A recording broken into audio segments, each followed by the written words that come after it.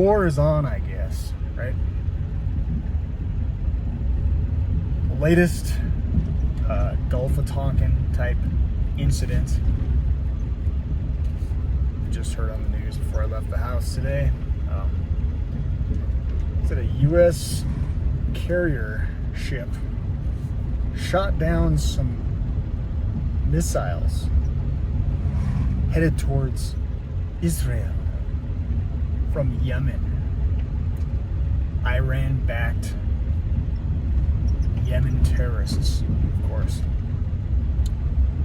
Gotta draw in Iran, don't you? It's that same old axis of evil, isn't it, guys? That same old, never-ending war on terror. And as I heard recently, just last night, I think it was, one of the radio talk show hosts I listened to, Ryan Gable. So I heard him put it, I think it was either Ryan or Clyde Lewis, I can't remember now. Sorry if I get you guys mixed up, but you guys are both on point most of the time. Yeah, are you willing, all these people out there that are just so infatuated with the state of Israel, right? Y'all willing to die for Israel? Really?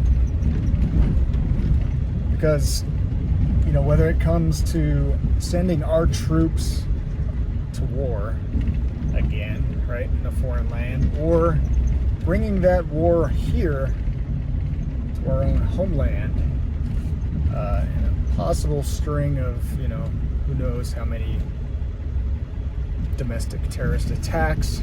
You know, they've been kind of like scripting this, haven't they, for quite some time now, ever since, you know, Trump brought it to everybody's attention, made the national news headlines by calling out all these Muslims and criminals that were flooding the border. Now it just seems like there's been this little seed planted, doesn't it? Doesn't it seem like that? Everybody's minds, that there's all these little sleeper cells all over the nation, just waiting on pins and needles, right? Can't wait to attack America. Yelling through the streets, Allah Akbar, as they shoot indiscriminately at American citizens, right? Or, who knows, maybe jihadi bombers, you know, running around the streets, exploding themselves in crowded places. Anything, I think, is on the table at this point, because the end game is a new world order and the complete death to life as we've known it in this once free nation. Kiss your liberties goodbye, right? If there's another terrorist attack on the homeland here, like we had 9/11, and of course they continue to use this phrase 9/11, 9/11, 9/11, because it is like a magical, like a hocus pocus, right? Harry Potter magical word to just evoke fear and dread, and once again, you know, get everybody on board the bandwagon of, yeah, let's get back into war again, guys. It's been too long, hasn't it? It's been too long since we've been in a real serious conflict. It's been too long since we've sent our brave young men and women of whatever gender identification they want to call themselves these days in the armed forces. It's been a while since we sent them all to die for a needless cause, right? Who's down? Who's signing up first? I know it won't be these Congress critters and their sons going to war, will it? You know, even Jim Jordan, I guess there's this big battle trying to keep Jim Jordan out of the position of House Speaker of the House. Even Jim Jordan has to throw it in there in his little campaign pitch to be the Speaker of the House. He still has to throw it in there that, it's our role as America to support Israel. Yes, Poor little innocent Israel, right?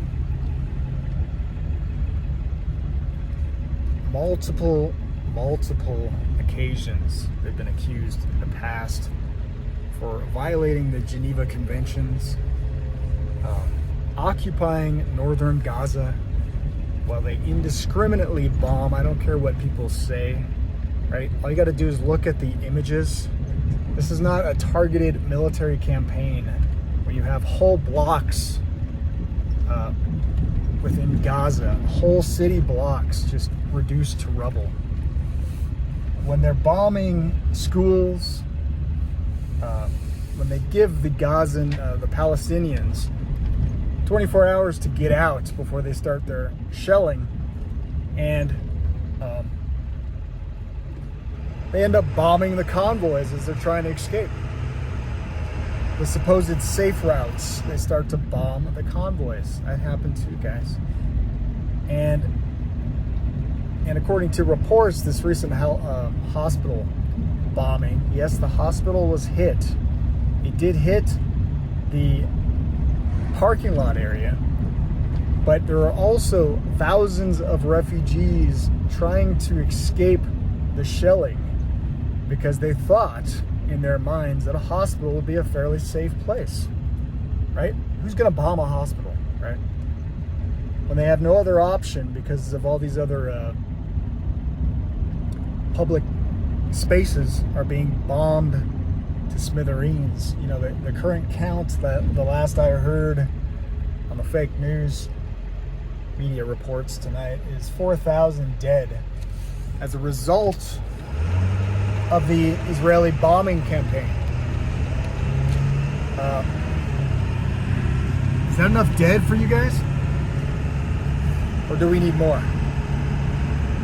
Is that enough death, destruction, enough vindication for those 1,200 or so that were killed or kidnapped just a few days ago by this militant group that was funded, that was created by Israel? You know, I put this out there recently. I don't understand why people can't wrap their brains around the concept. How somebody can be against Israel's indiscriminate carpet bombing of cities full of civilians. 50% of the population, by the way, are children under the age of 15. Probably because all the adults have been massacred.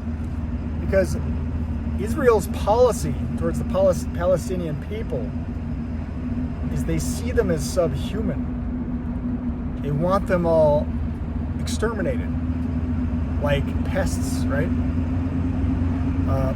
Their own military, their own political leaders have referred to even Palestinian children as snakes. And how can you be... The thing I don't understand that people can't wrap their minds around is how you cannot be at the same time against Israel and its indiscriminate bombing of cities, while at the same time not being for Hamas, which was founded and funded by Israel. Right? They want you to choose a side. That's what I said in my last rant. They want you to choose a side. Good versus evil, right? These naive people that think Israel is somehow this innocent little angel of a country over there, surrounded by all these barbarians. What's more barbaric? I'm not even going to compare the two, because we don't have to make a choice between two evils. We can call out evil for what it is without having to be on the opposing side of this controlled opposition false paradigm. You know, as somebody put it, I think it was only in 2017, I believe, when Hamas, as a political party, won the election over there at Gaza Strip. And at that time, right, when you have half the population that's under 18, you have to be 18 years old to vote in their elections. So half of the population being bombed, with over 6,000 bombs being dropped within the last week on this highly populated, densely populated area of over 1 million people, just in the northern Gaza region alone. Occupied territory, by the way. That's what makes this a violation of Geneva Conventions, is when you're occupying a territory and you're bombing buildings without any clear military objective. You're just carpet bombing cities, destroying their infrastructure. Defenseless people. Okay, there might be a handful with some RPGs that were probably supplied by Western interests, by our CIA, by the Mossad, these little CIA front groups of extremists. Yeah, I'm sure there's a couple of those guys out there, guys. But the U.S. carrier needs to defend poor, precious little Israel with its Iron Dome and the highest security on the planet when it comes to deterring military rocket attacks. For some reason, America's got to be right in the middle of it, right? Implicating Iran in the process. In this Gulf of Tonkin incident, where apparently nobody learns anything from history, and we've already forgot the lies that led us into the Iraq war in the first place, after the first 9/11, right? And these seething, lusting after more blood, this bloodlust political class, right? They're all financed by the military-industrial complex, including all of our media. They just can't get enough war, can they? They just can't get enough killing. And we're all supposed to rally around every time they use this magical phrase of 9/11. What did Biden said? This attack on Israel was like 15 9/11s. 15 of them, guys. I'm not sure how he figures out that math, because I remember there being about 3,000 people killed in the Twin Towers on 9/11. And for the last number that I can recall, maybe 1,200 killed by Hamas in Israel. But okay. It doesn't matter, does it? They just got to continually hype up the war campaign, the war propaganda. And everybody just seems to file in line, don't they? As long as our enemies are for the opposing side, then we must stand with Israel, right? As long as there's Palestinian marches, pro-Palestinian rallies by the left, us Republicans, we got to be all gung-ho for war in Israel, right?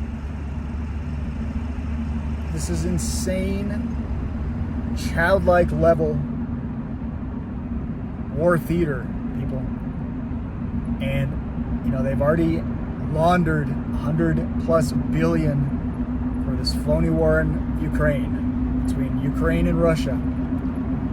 And now, after the right has mocked the left for so long in their blind support of Ukraine, that corrupt country, now everybody, all the little piggies, better get in line, right?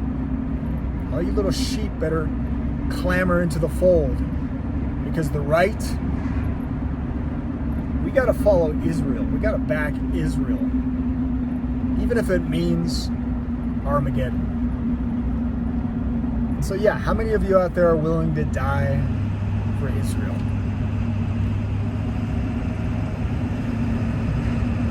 For the corrupt nation of Israel. That has nothing to do, by the way, with the Israel of the Bible, right? Israel is a people. It's not a place on the map.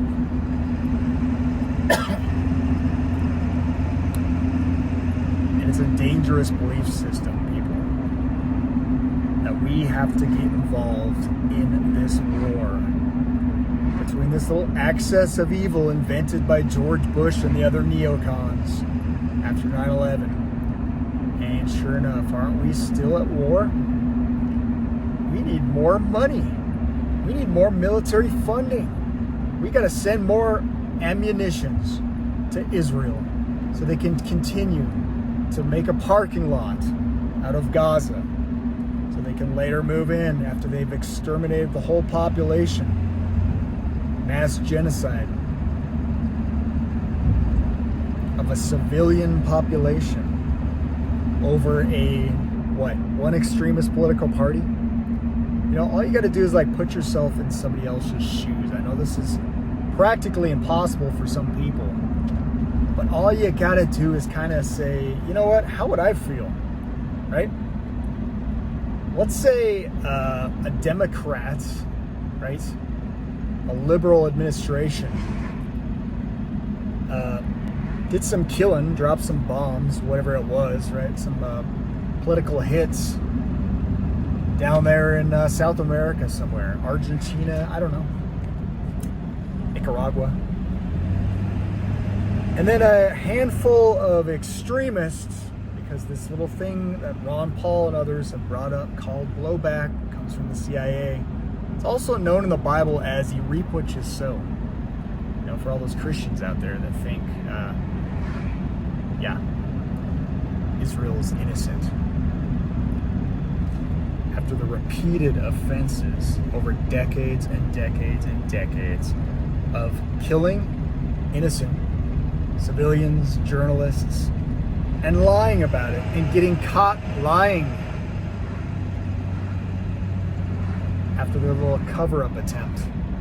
And they just keep continuing on the same policies, and now all of a sudden we have these blindfolds over our face because most people have no clue about what happened 2 years ago. We think innocent little Israel was attacked without provocation. Sure enough, there were some innocents likely killed, Israel civilians. But like I said, isn't that just convenient? All these little spook agency founded and funded extremist groups like Hamas, they never actually get around to attacking their enemies, do they? Like their strategic, like military leaders, assets of their enemies. They always attack innocent civilian targets. It's almost as if it's a little fear-based campaign to win people over, win over public opinion of the wars that they want to wage anyway, right? Whether or not they're invaded or attacked. Right? So Israel puts Hamas in power, arms Hamas, funds Hamas, and conveniently Hamas attacks Israel in the same areas that Israel wants to take over, like they've been doing in those occupied territories for decades, building housing complexes, kicking out homeowners so that they can build these massive little getaways for Israelis in occupied territory. How would you feel? Right? Like I started my sentence. How would you feel if, likely my listeners are conservative, if a leftist administration bombed some innocent civilians somewhere in South America, and a group of extremists came back across our borders and started attacking innocent Americans, and you yourself personally are harmed from blowback, from reaping what your own government has sown from some political party that you don't even agree with, you never voted for in the first place, but you're just collateral damage, right? as a Palestinian, just collateral damage. People need to take off their blinders, okay? Not everything has to be part of our left-right paradigm. You know, there is right and wrong. And in this particular battle, this is not our fight, guys. America should not be involved in this fight. And the whole reason they stuck their little ships right smack dab in the center of this conflict was just for that reason, so they could claim they're already involved in the fight. This Gulf of Tonkin incident, completely imaginary attack on a ship like it was. But nobody knew any better, right? Because they didn't have any cameras back then. Have you seen one piece of footage yet of these missiles that were shot down from our carrier? I kind of wonder if they'll even try to manufacture any kind of footage, or if we're just supposed to believe them, right? Because they've demonstrated, right, that they're good for their word, right?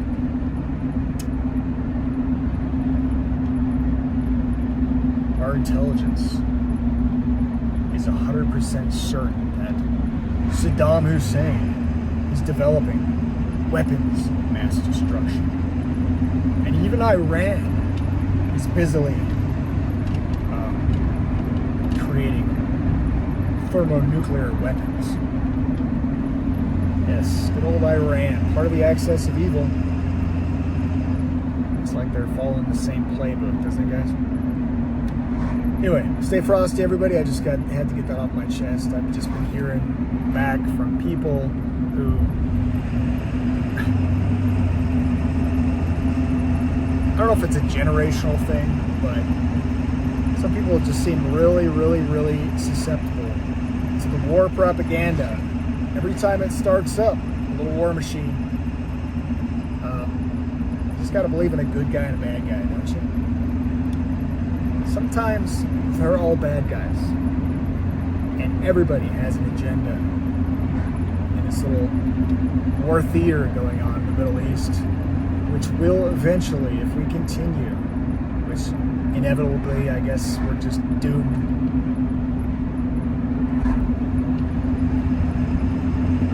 to jump into this conflict. This will inevitably result in at least the staging of a World War III. Armageddon, Doomsday, whatever you want to call it. But, you know, as a Christian, I just want to remind everybody, Armageddon is in the mind. Armageddon is a spiritual war, and everything else at this point is smoke and mirrors. Okay? It's all distractions. It's all psyops. Don't fall for it. It's just one big destructive. I mean, there might be people dying on either side of the battle, but you know what? The battle itself, it's basically a Hollywood blockbuster at this point. The best staged global war that these globalists can manufacture in order to grab more power, and finally cement their long sought after New World Order. Thanks for listening, everybody. This is Night Watch Nate. God bless. Stay frosty. Let me know what you think in the comments. Give me a like if you can. Subscribe, hit all notifications if you haven't yet. I appreciate the support. Catch y'all later. Night Watch Nate, signing out.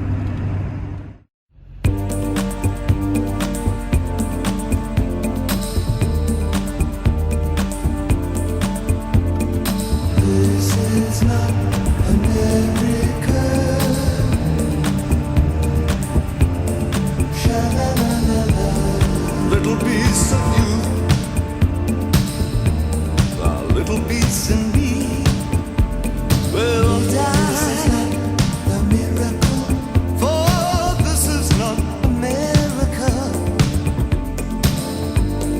Blossom fails to bloom this season.